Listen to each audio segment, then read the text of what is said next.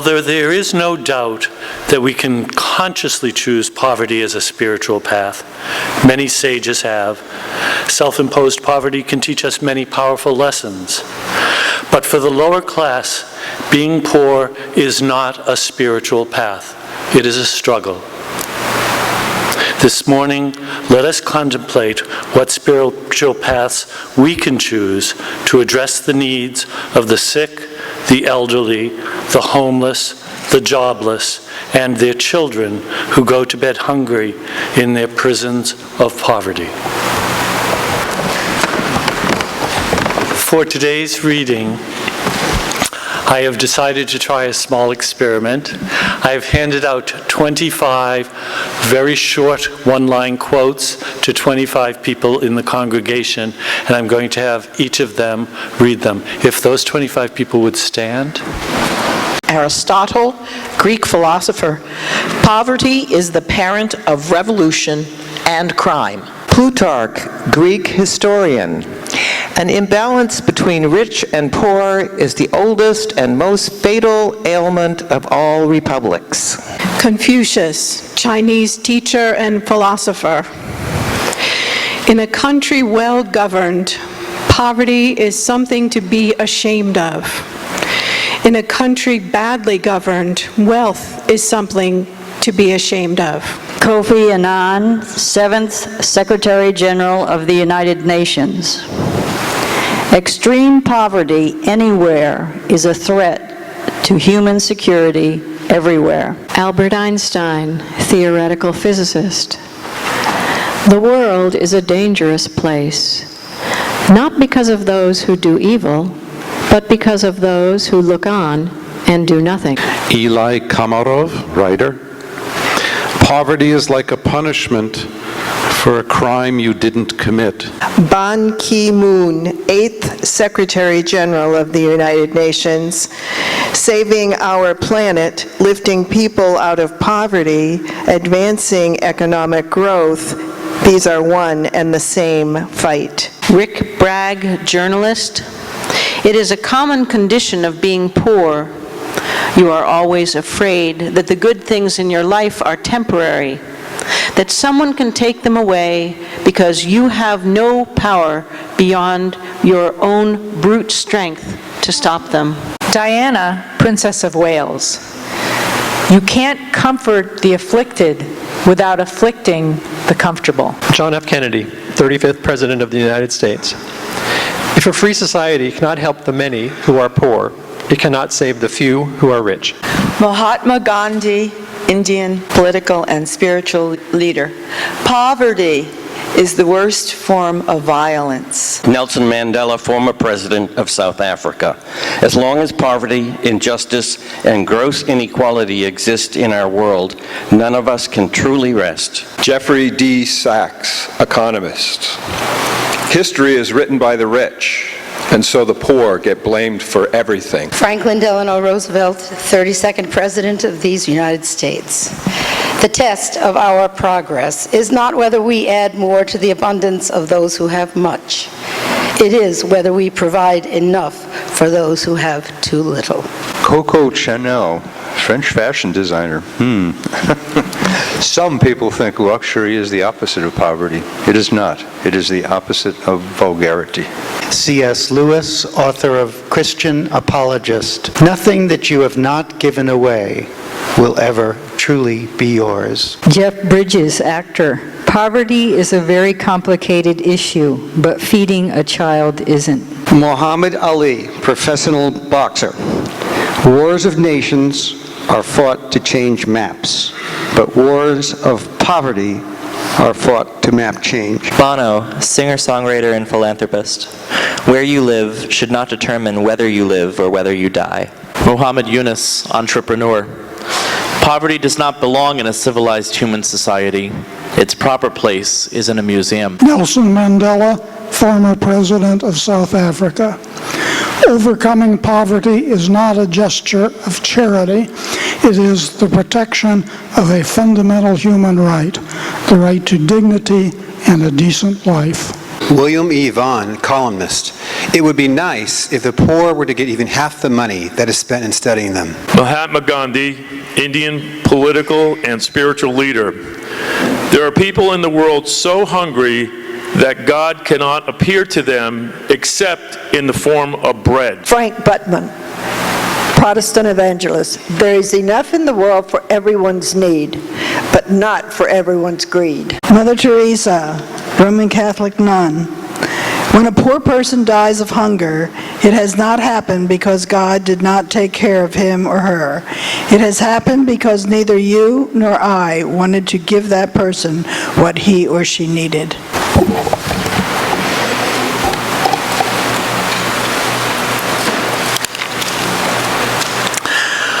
Once again, good morning and welcome. I am president of board here at the Meeting House for the second time, third term, about to go on to another. In my having this opportunity to serve, I have learned that our congregation spans all races, genders, and classes. Our members come from all levels of economic realities. In both class and economic resources, I am certainly among the poorest of our members. Yet I stand in front of you, an older, tall, educated white man of privilege. And that definition of who you see is accurate. I am keenly aware of the many unearned privileges that I receive just by being a white man. But what is not as visible is that I wear the perfect camouflage to hide my poverty. I was born into poverty and have lived almost my entire life in poverty. Currently, my yearly income with both Social Security and my part-time job is $16,344 a year, which is a couple of $100s above the poverty line for a single male. That's $1,362 a month to live on in Provincetown on Cape Cod. If I subtract just my rent, I'm left with $862 to pay electric, internet, TV, phone, car, dog, me, laundry, groceries, and yada, yada, yada. All of us struggle with our budgets, but that's mine. Living at the top of the lower class does not make me special, but it does provide me with some insights into poverty that I would like to share this morning. I am well aware that I have not and do not suffer the abject poverty that millions of people in the world suffer. Mine is a more American story. We, on the most part, like to think of ourselves and our culture as not being divided into classes, but we are lying to ourselves. Besides oppressive racism being alive in our culture, so too its sibling, systemic classism, is cruelly alive in America today. I grew up in a large Irish-French Catholic family on the poor side of a very wealthy town on the South Shore. My father was the janitor in the public schools that I attended. It was a small town, and all of the teachers and my classmates knew my dad. That was his full-time job, but he worked 3 jobs, and at 14, I was working with him in the evenings cleaning a meatpacking plant in Boston. I got no salary. All money went to support the family. All 4 of my grandparents were immigrants and lived in Boston triple-decker tenements for the working poor. My parents were the first of our large extended family to move out of the city, thanks to the GI Bill that my dad, who grew up in foster homes, earned by being a Marine for 12 years. I knew I was poor. I slept in a bedroom with 5 other brothers, while most of my friends had their own rooms or shared with one sibling. This was Milton in the 1950s. One day, my dad gave me a pair of pants he'd gotten from the leftovers of a rummage sale at the synagogue at the end of our street, where he was the goy janitor. I wore them to school, and a kid in my math class pointed and said loudly, "Those are my pants." The lessons of humility begin early when you are poor. We ate supplies from the school cafeteria at home. All of the butter I ate had wrappers that read in blue print, USDA not for sale. And we had number 5 cans, you know, the really big cans used in restaurants, of peanut butter and vegetables. If Mom opened a number 5 can of peas, you knew you would be eating canned peas for almost a month. The lessons of survival begin early, too. I earned a degree on full scholarships and became a starving artist, painter, and dancer till I was 30, just getting by as young artists do. I danced in New York City until 1980. Then in Seattle, I returned to painting and became executive director of an art school. I was on my way. I was having solo shows at the top gallery in the city. Finally, upward mobility, or at least I was climbing the class ladder. Then in 1984, I found out that I had AIDS, and due to life-threatening illnesses, my life slipped back into poverty. Now let's step aside from my story for a minute, and let me share some thoughts from 2 other people. First, I'd like to share some excerpts from William McPherson, a renowned book critic and novelist. The Pulitzer Prize winner wrote for the Washington Post and was the author of the acclaimed novel Testing the Current. Later in his life, through misfortune and health crises, he lost all of his wealth and found himself moneyless and lived in poverty until he died earlier this year. He wrote an essay about that experience called Falling.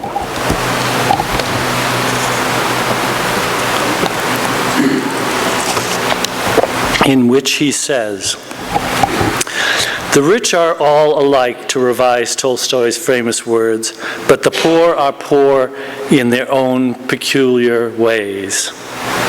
He continues, any reasonably intelligent reader could blow that generalization apart in the time it takes to write it. But as with most generalizations, a truth lies behind it. Ultimately, what binds the rich together is that they have money, lots more. For one reason or another, the poor don't have enough of it. But poverty doesn't bind the poor together as much as wealth and the need to protect it bind the rich. If it did, we would hear the rattle of tumbrils in the street. Tumbrils, by the way, are the carts that used to be used to take people to the guillotine. If it did, we would hear the rattle of tumbrils in the streets. One hears mutterings, but the chains have not been shed. I have some personal experience here, he says. Like a lot of other people, I started life comfortably middle class, maybe upper middle class. Now, like a lot of people walking the streets in America these days, I am poor. To put it directly, I have no money. Does this embarrass me? Of course it embarrasses me, and a lot of other things as well. It's humiliating to be poor, to be dependent on the kindness of family and friends and government subsidies. But it sure is an education. Later in the same essay, William McPherson says, "I am glad that none of my friends has ever found himself sitting on a bench in a park with a quarter in his pocket, as I once did, and nothing in the bank. In fact, no bank account. It gives new meaning to the sense of loneliness and despair." I need dental work. Anybody got $10,000? Dentists are not a luxury. Dental disease can make you seriously ill. Lose your cell phone? What may be a luxury to some is a necessity to me. Without that telephone and that computer, my life as I have known it would cease to exist. Not long after, so would I. I am not eager for that to happen. Need to go to a funeral hundreds of miles away? Who pays for the plane ticket? In my case of the funeral, my nephew paid for the plane ticket, my daughter and son-in-law paid for the dental work. Sometimes I find it deeply humiliating that I am dependent on such kindnesses when I would prefer that the kindnesses flow the other way. Most of the time, though, I am just extremely grateful for the help of family and friends. It's not so much humiliating as it is humbling, which is a good thing. And again, he says, compared with most poor people, I am fortunate. If you've got to be poor, finding yourself at the upper edge of poverty with a roof over your head is as good as it gets. It also helps to be white. An African-American trainer at a gym I used to go to before the well went dry had a lot of clients and must have made decent money, enough to support himself and his son anyway. He was walking one day when he saw one of his female clients approaching. "I don't have any," she exclaimed, and turned away abruptly as he was opening his mouth to greet her. "I don't have any money." She didn't see my friend Jeff. She saw a black man about to ask her for a handout. Jeff doesn't look like a hustler. He doesn't look poor either. But I'm white, so I never suffered that kind of demeaning slight. And secondly, some thoughts from Reverend Dr. Martin Luther King Jr., whose point of view I strongly espouse. The existence of poverty in the U.S. should not be accepted as a necessary evil or insoluble problem. It should be considered a crisis requiring emergency measures. It is a matter of will and priorities, not a matter of resources. If our economic system is to survive, there has to be a better distribution of wealth. We can't have a system where some people live in superfluous, inordinate wealth, while others live in abject, deadening poverty. I am now convinced that the simplest approach will prove to be the most effective. The solution to poverty is to abolish it directly by a now widely discussed measure, the guaranteed income.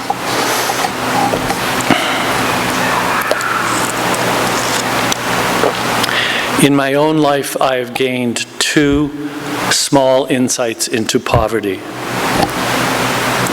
Poverty is not about money. It is about power and class. And yet, when we talk about poverty, we speak of it as a problem instead of as systemic American classism being exposed.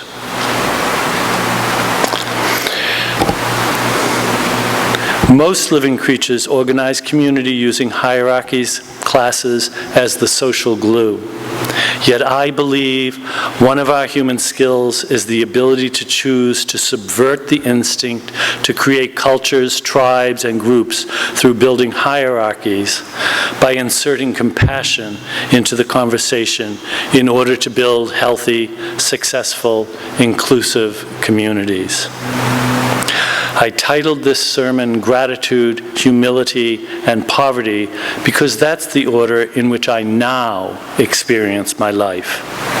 But I learned those three words in reverse, so I'll start with my poverty. I do not go out to eat. I do not go to see films, festivals, concerts, or plays. Everything I own is either hand-me-down or is a gift from someone. If someone gives me some chocolate or any food outside my budget, I make it last as long as I can. I have used the same vacuum cleaner bag for over a year by emptying it, using my fingers to pull out the dog hair, sand, and dirt. I only take a vacation when it is offered by a friend. So you can imagine that sometimes, even when I'm with a group of dear, close friends whom I love, and the conversation revolves around real estate, films, restaurants, and buying stuff, I am often awkwardly silent.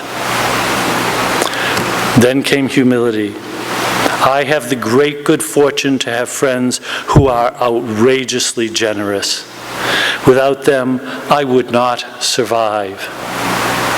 When friends team up to help me buy a car, offer me a vacation, take me out to eat, or rescue me in a crisis, and I accept, I learn humility. They are people who show me the goodness, kindness, and generosity the world possesses, and I learn humility. If I have been ranting or moaning my lot in life, these acts of love leave me humbled and a better man. Being humble leads to gratitude. Gratitude is the greatest lesson that poverty teaches me. Nothing is taken for granted. All things are a gift from family, friends, community, or strangers. How can I not be grateful? In my world of hand-me-downs and gifts, I cannot look at anything in my life without a deep breath of gratitude. It compels me to work to improve my community and give back whatever I can to anyone. I believe that gratitude is not just saying thank you. Gratitude is the beginning of our next action to help someone else. Thus the title, Gratitude, Humility, and Poverty. I'd like to end with a short, simple poem of Emily Dickinson's, which for me points us towards the common ground where people from all classes can work to build the foundation we need in order to heal systemic classism and abolish poverty. If I can stop one heart from breaking, I shall not live in vain. If I can ease one life the aching, or cool one pain, or help one fainting robin unto his nest again, I shall not live in vain. Let it be so. Blessed be.